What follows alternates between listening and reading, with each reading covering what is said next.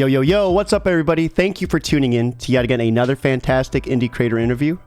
It's your Cape Crusader Cody, and we're keeping it geekly with our two new guests, words today, Amit Tishler and Elliot Sperl. We're here to break down the last Wardens and everything in between from Mad Cave Studios. And I was gushing a little bit backstage, not can gush officially live. You two have worked on some awesome properties. Amit, I have you down as a creative director, software designer, animator, and writer, known for works on Camp WWE, Mr. Pickles, and Adventure Time, Hey Ice King, Why'd You Steal Our Garbage? Elliot, writer, director, storyboard artist, known for your work on Bob's Burger, Camp WWE, and even has worked with Will I Am. What is life right now? How'd you two end up meeting? Was it during Animals or Camp WWE? It was Animals. Yeah. Like we were essentially, we both worked together early in our career as 2D animators. And we met at Starburns Industries here in Burbank, working on the first season of Animals. And then I basically dragged Elliot with me to Stupid Buddy to work on Camp WWE. So the party continued. And that also, I guess, rolls into how we started working together, because after a while we just found that we have a lot of shared interests, shared goals, and we just decided to unite and produce original stories for honestly any and all mediums that we're passionate about, because we're both gamers, we're both big media consumers. So it could be games, it could be comics, TV, like psychotropic drug-fueled delusions, whatever. Like I'm in. Any way that we can tell a story is a way that we would want to. And that started a collaboration that lasted, at this point, we're gonna get close to a decade, in the next few years. I know. Oh man, that's wild to think about. Yeah. Yeah. And I think each of us also discovered that we bring something very, very different and unique to the table. I'll let you talk more about that. I'll just shut up now. Oh well, yeah. I mean, Amit has lived this really crazy life. He's immigrated to the U.S. and so his stories tend to kind of lean a bit more dark, as you kind of saw a little bit with Eden Frost, which he worked on before us, working together. Who also another title for Mad Cave. But you're from Ohio, I'm from Michigan, so I come skipping out of the Midwest. With like wearing some plaid. I mean, not today, but it's nearby. It's always... I have plaid in the closet. That's a thing. Yeah. Right? Yeah, that's totally a thing. So, I tend to bring some of the more like lighter aspects to the storytelling. But it's a weird combo, but it works. So we balance each other out. So, how did you both get your starts with your journey? I mean, even before creating comics, just your whole like start into creating just content, consumable content, media, video games. Amit, let's start with you. You want to start with me? Okay. So for me, it's a loaded question because it's a very long journey that is hard to condense to like a short story, but I'll give it my best. So I originally immigrated here from Tel Aviv over like 12 years ago. My goal was always original content creation for, once again, the things that I was very interested in and inspired me. Like video games and television were a big part of it. I started from comics. It was just, if you're an immigrant, you have to have a skill that would allow you to justify your stay to the government. And that requires a little bit more stability. So I pursued the film career, went into animation, and that was my skill. In retrospect, probably not the best choice for that, but it somehow worked. And when I actually got here, a lot of my focus was on, in parallel, getting into the industry, working on essentially like a lot of different media, whether it's video games or television, while finding out essentially, hey, the ability to produce original content and get it out there through more traditional channels. How do you do that? So, getting representation, writing screenplays, like pitching to TV networks, the comic book publishers, that became a big part of, let's say, my side hustle for a while. And that intersected a lot with my full-time job. Because I was in software for years, got a little bit more technical when it came to like product design, and that ended up leading to me and two more founders from a game company essentially starting our own startup. That was 4.5 years of my life developing media tech and essentially being the boss of an entire team. We eventually got acquired by a transmedia company here in LA. And during this entire span of time, like I think as I was transitioning, because I think like right after Stupid Buddy is when I kind of went into the startup and software design route for a few years. That's when me and Elliot started working together. In all of these endeavors, the goal was always like to do something that is my own, whether it's through technology, through an original story, whether it's comics, whether it's like a TV show. I've kind of touched all mediums at this point. And I think after the startup was done, I got, because that just consumes your life completely, like 24/7. Once that was done, and I got my 9 to 5 and my weekends back, like me and Elliot just decided like, hey, more free time, let's get back to it. Because yeah, you're kind of on hold for a while. You're not like, I didn't have the bandwidth to do much. We tried like to get a few things going, but it was really difficult to be more prolific during that time period. But then we had the time and the bandwidth to do it, and we decided to, hey, go back to the source and try and pitch some original comic books, both as graphic novels and series. And that ended up being very, very, I guess, like fortunate for us, because within the first year that we did that, we pitched and sold our entire slate, or almost our entire slate, like original series.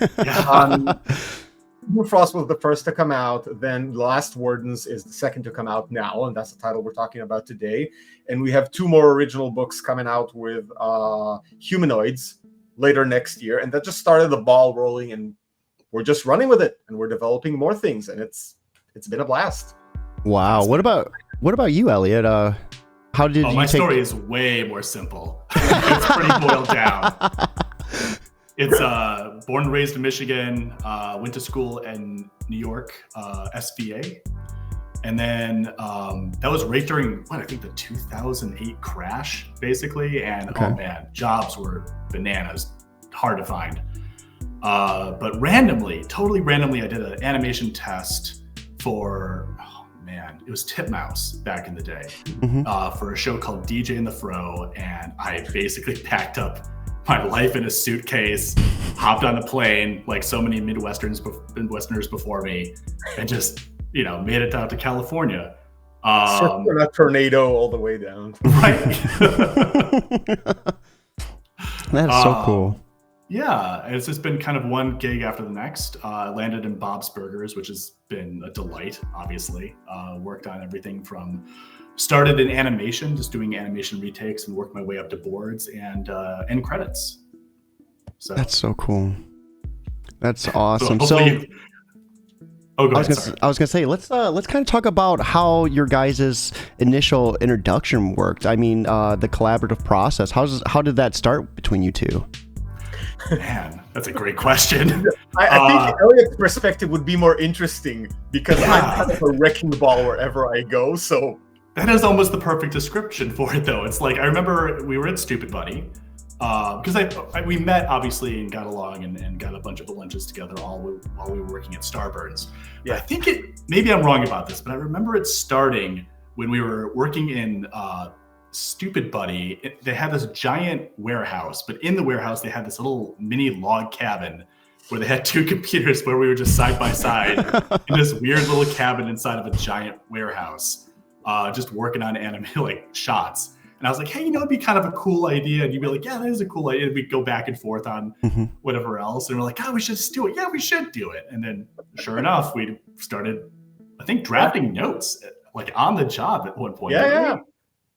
We started creating like kind of like mock documentation for things. Like that was the beginning of our creative collaboration together, right? Like it was, in the beginning, it was, I guess, loose in some sense, because we kind of just started from brainstorming, but we are industry professionals, so we're kind of trained to adhere to certain structures and certain protocols. So from the initial like looseness of it, we're just like kicking, okay, let's make this an actual thing. How does this documentation need to be formatted? Who do we show it to? Like, and that's where the more production management, business aspects to it kind of sipped in.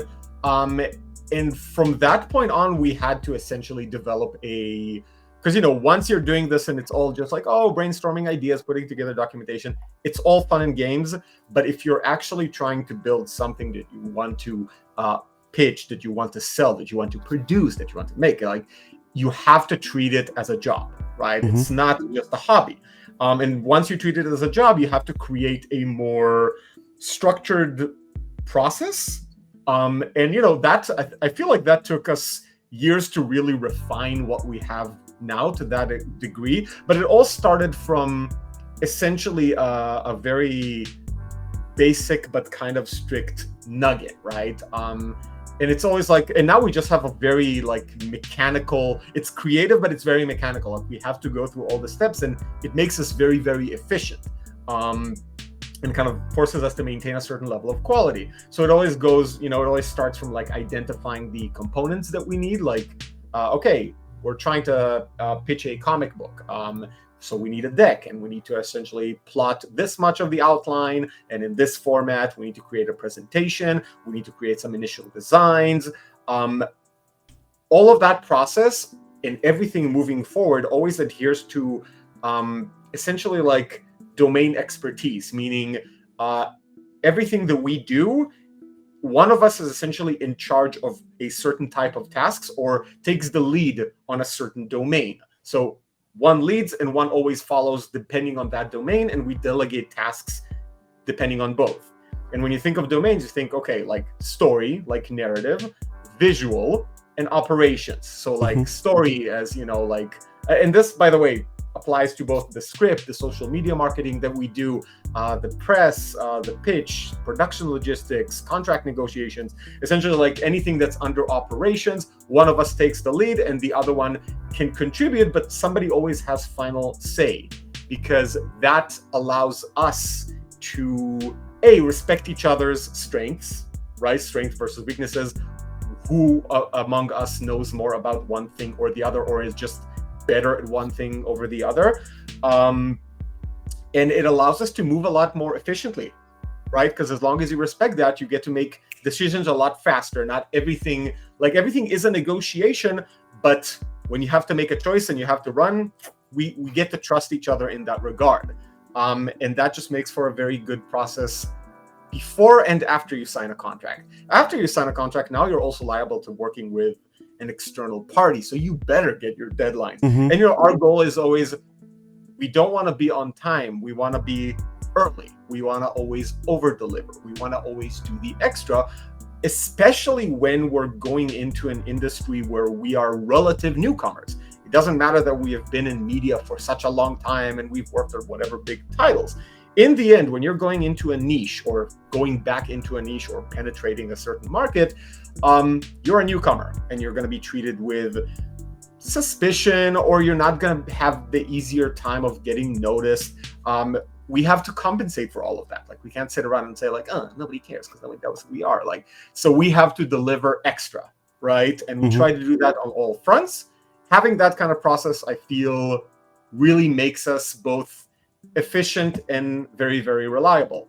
And yeah, that goes into how we do everything. And Elliot, you can talk about, I don't know, like the discussion, the production. We have an entire process. Basically, we starting from the top, we start with discussion, move on to production, then we review, and then we do sales, and then iteration. So each of those are kind of each individual step.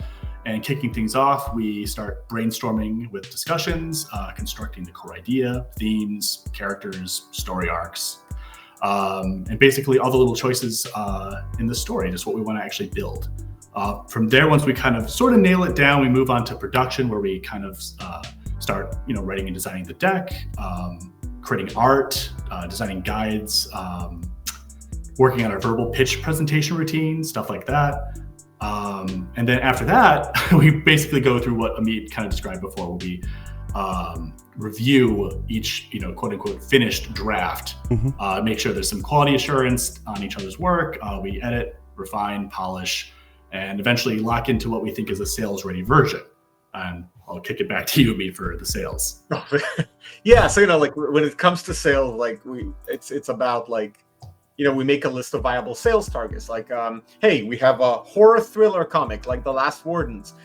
Not every publisher would be a good target for that, no matter how good the product is. So at that point, you're making a list of, okay, we're looking for a very specific kind of relationship, very specific kind of deal parameters, and we want to focus on a specific kind of content. Who's the right publisher for that? So you narrow down your list, and that's how you decide. Like, and now who do we talk to within each operation? And then it's just a lot of iteration, right? You pitch it, you gather feedback. If you need, you reassess, you revise, and you try again until you hopefully reach that sweet spot, which, sometimes takes months, sometimes takes years, and we have examples of both. Last Wardens is a really old property for us. Like, it's an old idea that we believed in a lot, but we also knew that it wasn't perfect until it was. Like, we had to iterate a lot, and we always had to, with each rejection that we got, and we did get a few early on. They were never bad, but you're trying to understand why somebody doesn't bite, or what is it missing. And that is a humbling and important part of that process of like taking it back, reshuffling some things, identifying what's strong about it and what isn't, and then trying again. A lot of our properties, like a lot of the things that we ended up doing, no matter what kind of product it was, went through that process. And I think it's a healthy one that most artists should engage in one way or another. I really feel that's kind of like a defining moment for a lot of creators, right? Like, they get the rejection, and it's either you keep going and you keep trying to refine it to make it, I guess, work, or you give up. And it's the ability to take that rejection to the chin and learn from it. I feel like it is really kind of the resilience that creators have to learn how to grow. Yeah. And I think there's, you also have to be attuned to, and this is in all honesty, like it's not all based on quality, and it's not all a fair game in the industry. In the end, some people will have advantages and some won't. And it could be because your best buddy works for a studio. It could be because, really, sometimes it's just, I knew somebody and that's how I got the deal. Like, it's not, we don't live in a meritocracy. And if you're trying to get into any industry, you have to use whatever advantage you have, but you also have to compensate in terms of whether you don't. So you have to be smart about it. Like, you can come in with a property and go, this is perfect, this is great as is. And it doesn't matter, even if it objectively is more fantastic than anything else that company heard that day. A person who's worked with that company for 10 years, even if they're pitching trash that very day, still have a better chance than you coming in with your highest quality product. And is that right? No. Is it reality? Yes. So in a way, you have to be very agile. Like, if you go, I care about these very important things about the project that I've just created, but I'm not as precious about these things. And right now, here are the trends, or here are the things that people are looking for. Is there any way that I can keep this, the heart of what it is, true to itself, but still make it fit within those templates so that I have a better chance? That's a good practice to have, as long as you don't feel like you've destroyed your product or it lost its message. Like, it's a fine balancing act, but I feel like being more pragmatic about it and being smart about it and just being realistic about it helps a lot. The iteration process really is important, because you see a lot of people who just take an idea and refine it and keep it and hide it, and just kind of keep working on it forever and ever and ever. So having this process is really important, because it actually kicks things out the door, which is, Oh yeah. Gets it in front of people. Like, exactly. I always say, And speaking of that, go ahead. No, I said you need to fail a lot. Speaking of getting it in front of people, right, there is a link to pre-order The Last Wardens issue 1 from Mad Cave Studios. Guys, be sure to hit that link and pre-order today. If you're unable to, put it on Facebook and Twitter. Word of mouth is 100% free, and it costs you nothing. This is dropping on your local shelf July 17th, if I'm not mistaken. And I had the chance to read this. I was talking backstage about it. Unfortunately, you guys can't hear the juicy details, but everything about this book is so good. And I'm happy we had a chance to kind of explore your collaborative process, because, I backstage, I was talking about how just in depth it is, how like structured it is and the breadcrumbs you guys were able to build, just even in some of the beginning pages. And the payoff is just phenomenal. The twist is neck breaking. It was good. It's gorgeous, gory, and graphic. I absolutely love this title from you too. Thank you so much. Thank you.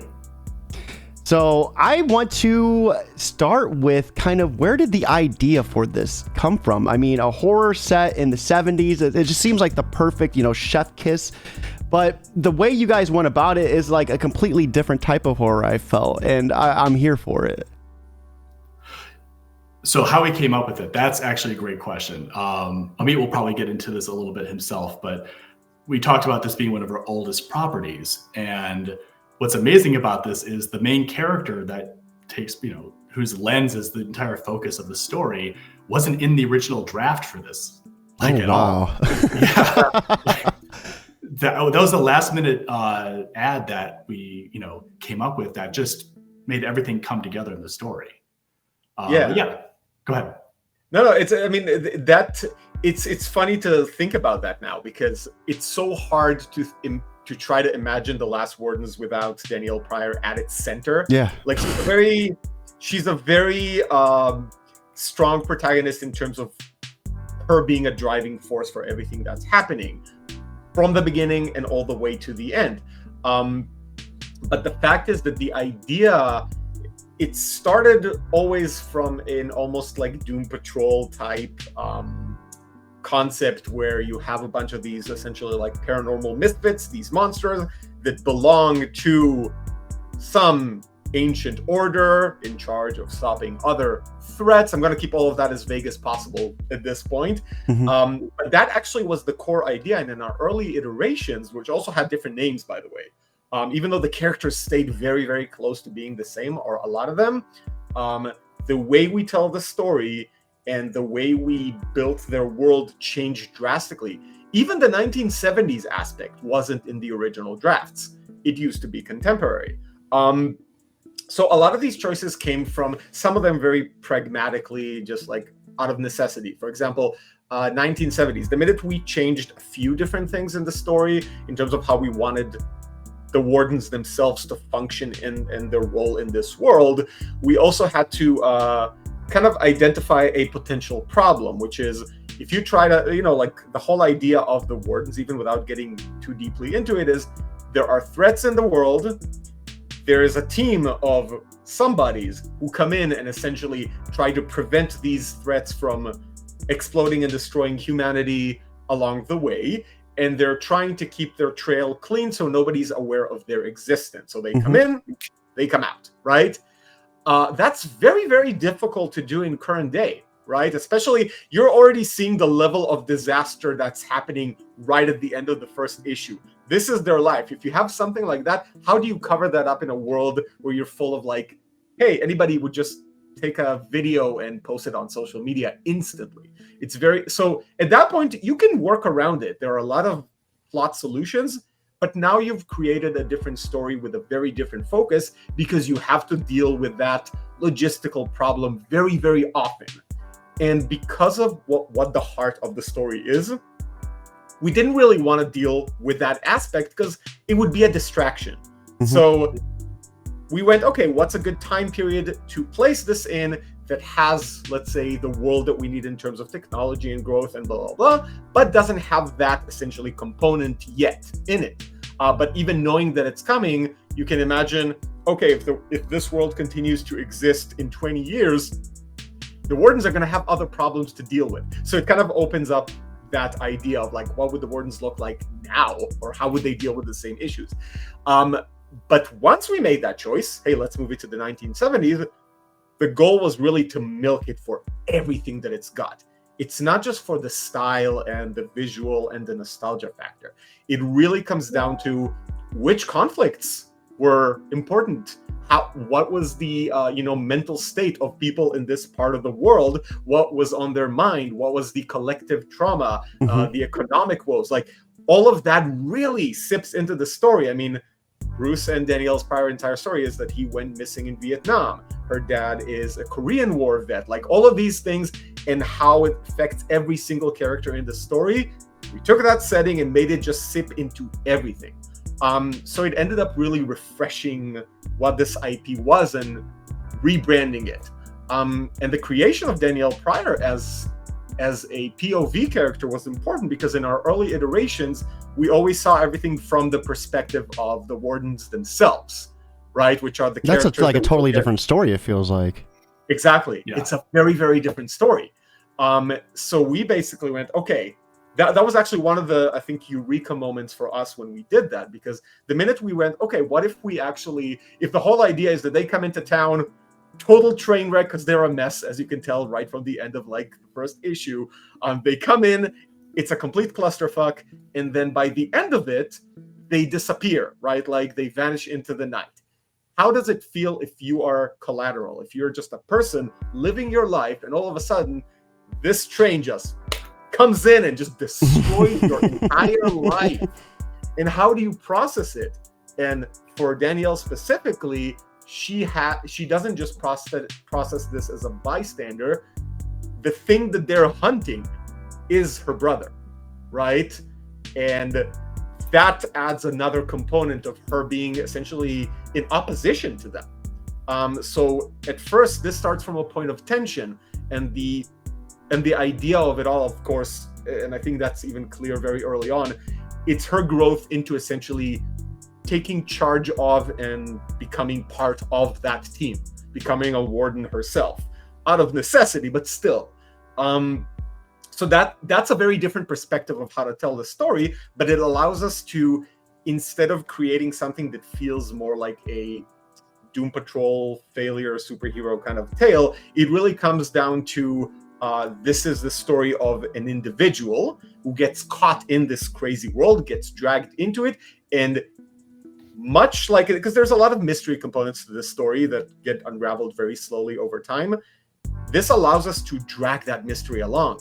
And essentially, you're with Danielle. You know as much as she does at all times. So when you're finally discovering something about, like, you want answers the whole time, like, what the hell is going on? Who are these guys? What are they doing? What happened to my brother? Like, you're asking these questions alongside her. And every time you get a new piece of information, you're starting to piece the puzzle together of what's actually happening in this world. What is their role in it?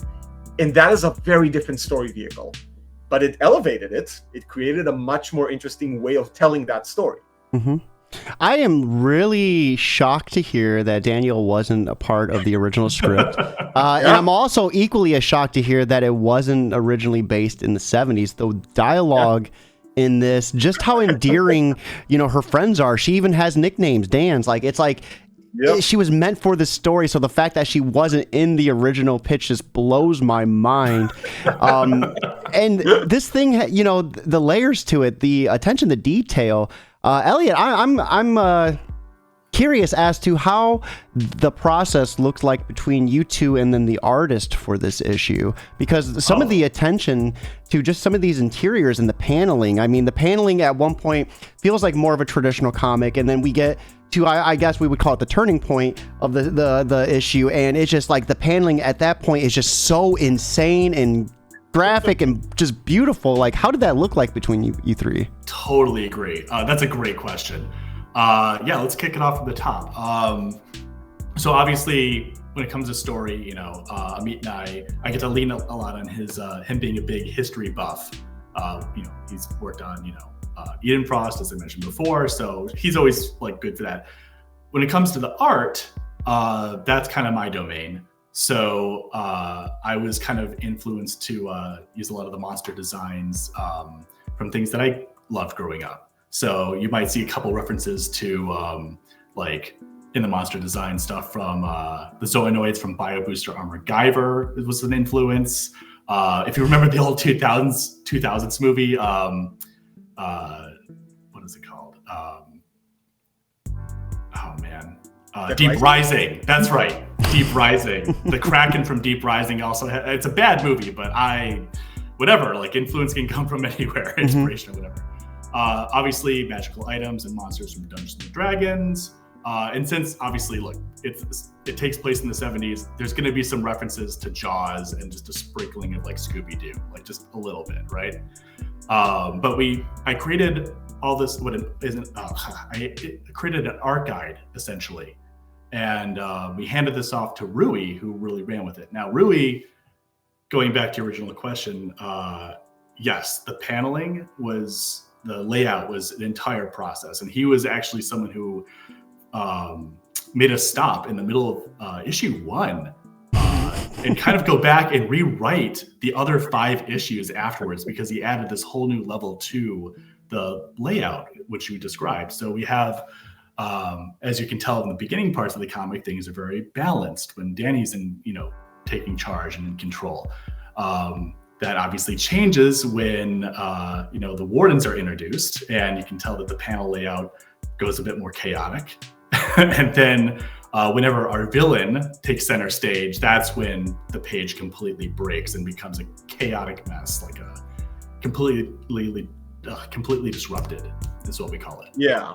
And it's something that, parts of it, like the, how do we call it? The disruptive, like where you see like all the red veins kind of taking over everything and the whole page gets fractured. That was in the script, right? That was in our original plans. Because Elliot made the original character designs, then Rui essentially like redesigned them in his style and took over the process itself. And he's working very closely with Elliot in terms of art direction. And when we saw the idea of the veins essentially breaking through the page, that was in the script. So we always knew that was going to be a thing. What we didn't know was what Rui was going to intuitively do right in the first 2 pages. When he presents the Wardens, he kind of broke the panels, right? He created that chaotic mess of a layout. And we basically saw that and went like, this will now be just a thing. So, like, this has to be, because it has actual bearing on the story. And the philosophy was always the paneling from that point on, and now it just feels like it's all cohesive. But this was done on the go during issue 1, like Elliot says. Like it's the idea of like whoever is the key driver of the scene, whoever is the dominant force in a scene, that's what determines the paneling. So when the Wardens come in and it gets chaotic, right? Everything kind of fractures. When the Drifter, like the big threat, essentially like invades your scene and takes over with his flesh and bone, that's when you get the disruptive layout, all of the red veins. And whenever Danielle manages to gain control over the situation, it looks more like a standard comic. Things ease out. And you'll see that as the story progresses. And it's so cool. We go through her losing control and then regaining control. And that becomes very, very clear and obvious. Like, oh, things are now balancing. She brings balance to this whole thing and she brings control to the team.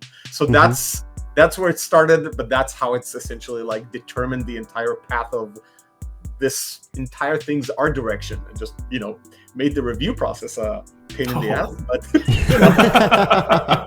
I really, really liked Danielle's character. I loved how you guys implemented kind of just her upbringing and what it's been like for her.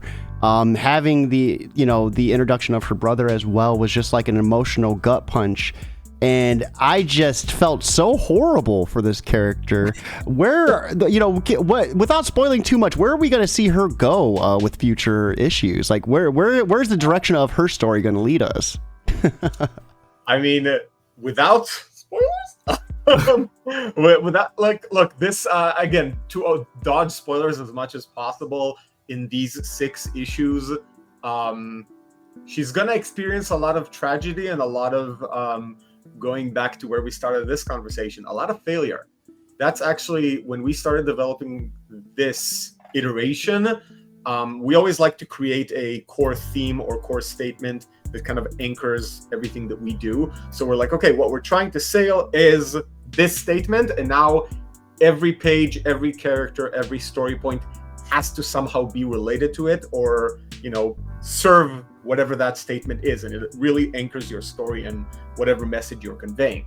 So with The Last Wardens, failure was a big part of our theme, and the importance of failure and being able to overcome failure. Danielle Pryer specifically, as you'll see over time, I mean, you already kind of see hints of it. She's somebody who has a very hard time letting go, right? Because she doubles down. She's just like, no, I can make this work. And this, she doesn't know when to let go, Mhm. and that makes her extremely stubborn.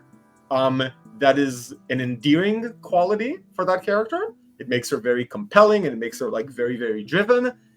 It's also a serious point of failure that she's going to have to get over to resolve wherever this story is going. So that's a big part of her story arc specifically, which is the focus of this big first arc. Obviously, for us, we would love to create more stories in this world, and we're sprinkling a lot into it to allow us to do it. She is the entry point. So right now, a big focus is on her.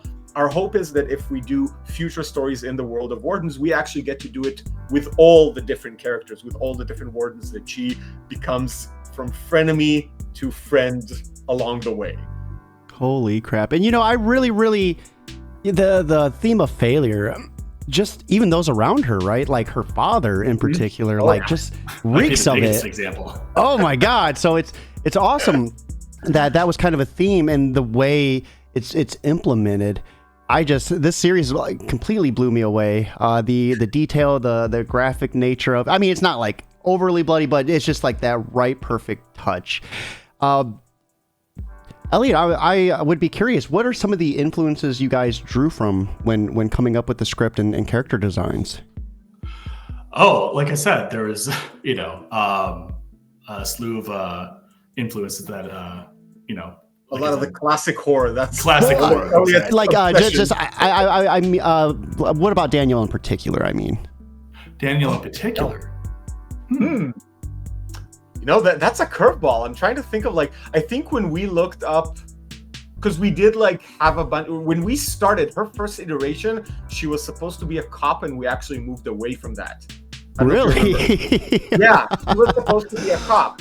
And then we decided, you know what? No, she needs to be the everyday person. She needs to be somebody who's completely untrained to do everything that she's doing, and she will flail around until she understands what her value is and what she has to do. But I think that's where a lot of the original design references that you used came from. It started from 1970s cop fashion. Yeah. We wanted her to be a bit of a mechanic as well. So there's that right. Yeah. No, she definitely she definitely comes off as a more of a badass character. Yeah, it seems like capable. So I'm really interested to see where she goes with the next future issues. You guys said there's 6 in total. Any plans of spinning off? I know you mentioned maybe exploring some more of the Wardens. Is Only Future going to tell on that, or is that kind of in the works? So there's the things that we can say and things that we can only allude to. All I can say at this point, because a lot of it, in terms of comics, a lot of it obviously depends on publisher, performance, scheduling, blah, blah, blah. We would love to do more. I can tell you, without announcing it officially, that there is already an adaptation of The Last Wardens that we signed for and are starting to work on that is going to exist in a different medium. That's all I can say for now. Okay. And we're hoping to announce that later this year at around maybe New York Comic Con. That's all I'm going to say for now. We're hoping that we're also going to be able to just continue making comics, but a lot of it we just don't know yet. But we're optimistic because it's moving in the right directions or in multiple directions. That's so cool. Congratulations. Let me go ahead. We're going to be dropping the link to this in chat. Everyone be sure to check it out. If you're unable to pre-order, simply putting this on Facebook and Twitter works just as much. Word of mouth is 100% free. So with that being said, let's go ahead and put you guys a little bit on the spot. So for anyone who might be on the fence about pre-ordering, what would you like to say to them to kind of help push them over that hump? And we'll start with Elliot first. Ooh. Well, outside of the fact that we put our hearts and souls into this bad boy. Our everything. Use guilt. Oh man, we put a lot of love into the story. We really wanted to put the twists and turns in there, and we just hope you guys love it. Keep it simple. Keep it safe. Sorry. Keep it simple. Keep it safe. I would say, look, if you're a big fan of horror and if you like drama and if you just like an exciting roller coaster of a story, which this very much is, I would say people should at the very least give it a shot. It's got a lot of heart, but it's also got a lot of action. It's got a lot of mystery. I think in the early press release that we did for this, I think I referred to it as a wolf in sheep's clothing. And part of the idea was, no, it was a sheep in wolf's clothing. That's the thing, I reversed it for a reason. So it was a sheep in wolf's clothing because it looks like traditional horror. It looks a little gory and it looks very like violent. But underneath all of that, we're writing a very deep and emotional story, right? Like in a very personal one for this character. And it's something that will carry over. Like you'll actually get both. We didn't want to just create a, grindhouse splatterfest. We wanted something that feels more like modern storytelling, right? It does have the additional depth. It's not just there. It's not for shock and shock and horror in that sense. It's there to try and draw you in through compelling characters, through a lot of lore that is hidden in this world. And I think people will really enjoy it because it's different from everything else out there. No, and that's I think you worded it perfectly. When I was saying it was like a horror, but it was different than one that I was used to. I think you really nailed it. It has that layer of story that is just, like I said, emotional gut punch. And I don't know, I want to read issue 2, but I'm afraid to see how dark you guys get with it. Like issue 1 was pretty dark. No comment. So, wrapping things up, I always ask 2 questions in particular, and that's a little piece of advice and then what you're consuming outside of creating. I'm excited because I'm a video game player as well, if you can't tell by the wall of video games right there. But so, for a creator looking to start their journey, their first steps into it, and as creators who've been across many different fields of media, what would be your biggest piece of advice to someone to help them on that? Work with others. Definitely. Good. Yeah. I mean, it's more than that. Obviously, it's so much of my career has a lot to do with making friends, making contacts. That's essential. Just absolutely essential. So if you want to create something, and I think it's easier to bounce ideas off of people, even if it's just your own. It's nice to have that rapport with someone else to be able to, work out an idea and refine it. What type of person should they be looking for? The total opposite, just like him. The total opposite of me. Do not team up with people like me. No, but you should find someone who challenges you, I think, more than anything else. And that's, like I said, we Amit and I operate really differently, but it works. Our stories come together and I think create something pretty unique. I love that. Amit, what about you? What would be your piece of advice?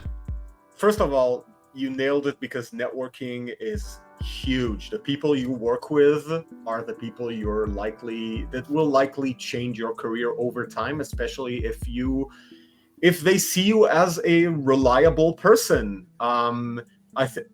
I think that's one of the biggest components. I think another one is discipline and a hint of business savvy. Discipline in terms of you have to be prolific. You can't just create something and expect that the world will reward you for it, right? Or go like, oh, you're so talented. Like you're out of high school, right? You're competing with a lot of talent out there. Some people have more advantages than others. And it could be network. It could be whatever career they had before that. It could be literally just them having a lot of money to invest. So knowing that is the landscape, being aware that you have to be smart and agile and always adapt. You don't just stick to your guns. You learn on the go and you get humbled. I think a mistake that I've seen very often with people coming into content creation is that they come with a lot of very romantic ideas of what it means. And it's work, right? If you're trying to create a work of art just for yourself, that's fine. You get to do it like this.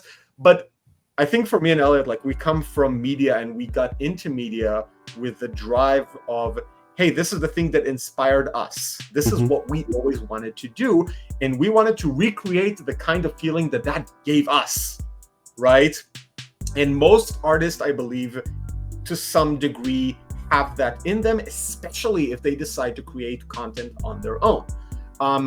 Knowing that that is your drive and that is your goal, you have to learn about what you're actually facing. And that means, and that's the second part of it, a little bit of business savvy, meaning you have to actually understand who you're dealing with, what the entities that you're going to be dealing with, whether it's publishers, development executives, and TV shows, like producers. Like, you have to understand what other people care about, how they view the world, which is going to be very different from an artist's point of view, and not dismiss it, not simplify it, not denigrate it, because you're going to need to understand it in order to have a conversation and find good partners.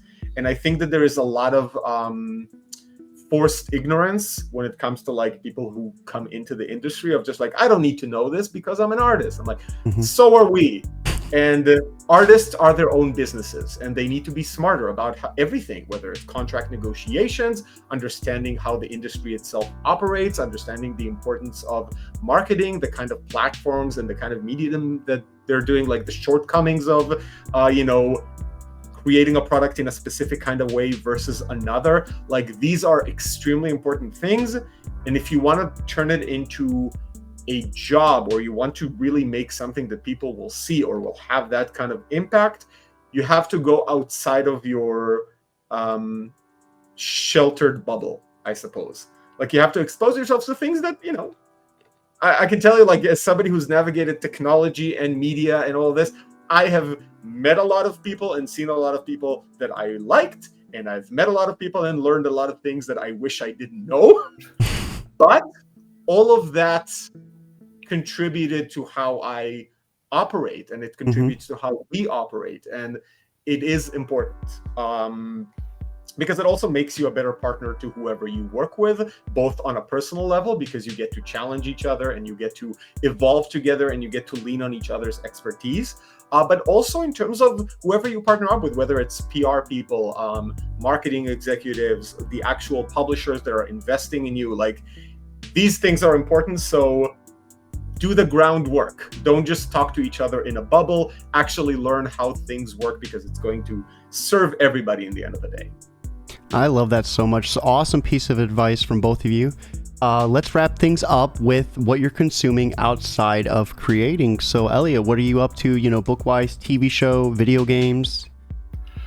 Man. So, sorry, really quick on the video games note. Amit and I are both big From Software fans, and we're just very excited about the upcoming Elden Ring DLC. Oh my God, yes. That's what, the 21st? Oh, that's going to be fantastic. So let's talk builds. The last time I'm huge with Soulsborne. So Bloodborne, I've like Blood level 4 completed it, I think last year. That was hard. Dark Souls 3, I with Elden Ring, I was Ooga Booga, I had the Ultra Great Sword, and then Godric's Grafted Great Sword. So dude, I loved it. What builds did you guys do? I did the boring blood sword build, but now I think I went for the DLC. I'm going to create a brand new character, which is going to be Sword, Shield, and Faith. Ooh, I love that. I heard intelligence just is getting nerfed so hard on it. I haven't touched it in a while though. That just means there's going to be worse stuff in the DLC, which actually sounds great. Oh, I can't wait. First of all, credit to Elliot. He got me into Souls. Like, I'm a big gamer, but Souls, that was him just bugging me for I don't know how long. And then when Elden Ring came out, he was like, okay, listen, I know you're not, you have to try this. And I just cracked, and I went like, you know what? All right, screw it. Like, let's do this. And he ruined my life. At that point, I finished it, and the itch. Once it clicks, there is the itch. And then I went back and played every single Souls game out there. It's so good too. And I don't know if you played, I know Elliot hasn't played it yet, but if you're a big Bloodborne fan, Lies of P is incredible. That is basically Bloodborne 2, and it is tight as hell. It's the only FromSoft Souls game that I can say feels just as tight as a FromSoft game with less poison. It's funny because what was it? I want to say Bloodborne was my first venture into Soulsborne, and then after that, I went through Dark Souls 1, 2, and 3, and I did all the optional bosses. And that was like my first venture onto Twitch. It's like I almost got partnered doing. I died at least 3,000 times completing all the games, all the DLC, or for the cause. Like that was 8 hours straight trying to beat that dude. That made me scream. Oh, I broke a controller squeezing the touchpad out of it. But man, it's just like Dark Souls and Soulsborne. It's like the resilience, you know, just going. Oh, see, praise the sun. Praise the sun. There we go. Oh, hey, and I got one better. This guy, $40, but I had to get him. Oh my God, it's amazing. Now I just want to shatter it. But that is phenomenal. Outside video games, Elliot, TV shows and books, anything that you're reading or watching? Ooh, let's see. I've been on a real Junji Ito kick. Oh my God, yeah, you guys are so cool. Can we be friends already? Yes, we can. Come over to California. I just picked up, what was it? Smash not too long ago. The collection, the hardback collections. They're like $24-25 a pop, but they are phenomenal. I didn't realize he has so much out there. I know. Yeah, honestly, I just reread Sperl again. It's just it's great. Yeah. Amit, what about you? Oh my God. So again, big media consumer. I mean, can you tell? But did you see the Lego set that just came out? It's like $300. No, I saw it. I know. Yeah, no, I'll tag you on it on Twitter. They just came out with a huge Lego Legend of Zelda Lego set. It has Ocarina of Time and then Breath of the Wild. Oh, that is beautiful. Okay, that's awesome. So like, I'm trying to think of like things recent. Like, I watch a lot of stuff. I read a lot of stuff. It's one of the best animes I've watched this year, but everybody's been talking about it, so this shouldn't be a shock. But Free Ren, A Journey's End, amazing because I'm a big anime fan. Watching Hacks on HBO Max, I just finished like everything that's currently out, which is a fantastic show. Not enough people are talking about it. And I started watching The Three Body Problem as well, which is excellent. Both me and Elliot just finished Final Fantasy VII Rebirth because you kind of have to. Oh, the nostalgia bomb. You kind of have to. You kind of just, And right now I'm playing Dragon's Dogma because my wife is done with it, and now it's my turn. So I have Genova tattooed on me too from Final Fantasy VII. I love it. I love it. This has been one hell of a podcast. I got Majora's Mask right here.